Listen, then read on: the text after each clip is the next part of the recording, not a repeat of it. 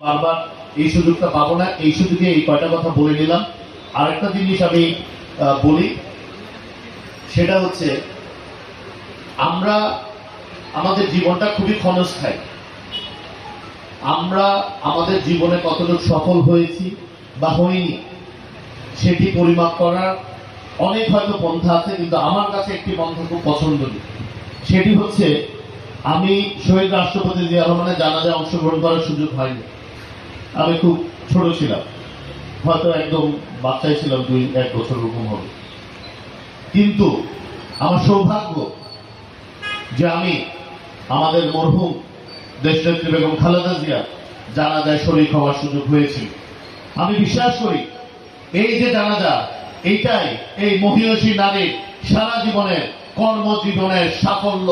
প্রতিটি মানুষ, এই 1 কোটি মানুষ যারা অংশগ্রহণ করেছে, সেটির মাধ্যমে উনি প্রমাণ করেছেন যে ওনার কর্মময় জীবন অত্যন্ত সফল ছিল, যেটা স্বীকৃতি ওনার প্রস্থানের পরেও, ওনার চিরপ্রস্থানের পরেও এই দেশের মানুষ ওনাকে সম্মানটা দেখিয়েছে।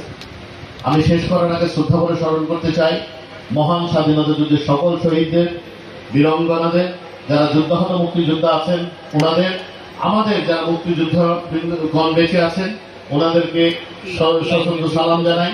এবং একই সাথে বিভিন্ন সময়ে গণতান্ত্রিক আন্দোলনে যারা দেশে গণতন্ত্র পুনরুদ্ধার করতে গিয়ে পুনরুদ্ধারের আন্দোলনে যারা শহীদ হয়েছেন, আহত হয়েছেন, 90-এর গণঅভ্যুত্থান হোক, 24-এর ছাত্র জনতার গণঅভ্যুত্থান হোক, তাদের সকলের শহীদদের প্রতি, আত্মার প্রতি বিনম্র শ্রদ্ধা জ্ঞাপন করছি, ওনাদেরকে শ্রদ্ধা করে স্মরণ করছি।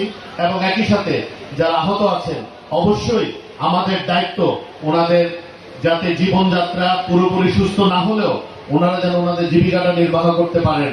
আপনারা কয়েকজনের কথা বললেন, আমি যোগাযোগ করে অবশ্যই তারা যেন তাদের অক্ষমতাটাকে তারা যেন পরিবারের কাছে বোঝা হয়ে না থেকে তাদের যে অবদান সেটি দিয়ে যেন আমরা তাদেরকে কোনো কিছু এমন করে দিতে পারি যারা তাদের পরিবারও গর্ববোধ করে। হয়তো তাদের ছেলে আহত হয়েছে, হয়তো তাদের ছেলে আগের মতো কর্মক্ষম নেই, কিন্তু এই সরকার প্রতিজ্ঞাবদ্ধ যাতে তাদেরকে সেই ব্যবস্থায় নিয়ে যাওয়া হয়, হোক সেটা কোনো চাকরির মাধ্যমে বা অন্য কোনো ব্যাপারে, যাদের অ্যাটলিস্ট তাদের যে ক্ষতিটা হয়েছে সেটা হয়তো পুরোতে পারবো না, কিন্তু তারা তাদের পরিবারকে যেন একটা সুস্থ অবস্থায় যতটুকু সাপোর্ট করতে পারতেন সেই সাপোর্টটা যেন তারা তাদের পরিবারকে করতে পারেন, সেই দায়িত্ব আমি ইনশাআল্লাহ আমাদের যারা বিশ্ববিদ্যালয় কর্তৃপক্ষ আছেন ওনাদের সাথে কথা বলে আমরা অবশ্যই চেষ্টা করব। আমাকে 2-3 জনের কথা মনে হয় বললেন, এরকম আছেন যারা আহত হয়ে এমন অবস্থায় আছেন তারা স্বাভাবিকভাবে জীবন জীবিকা নির্বাহ করতে পারছেন না।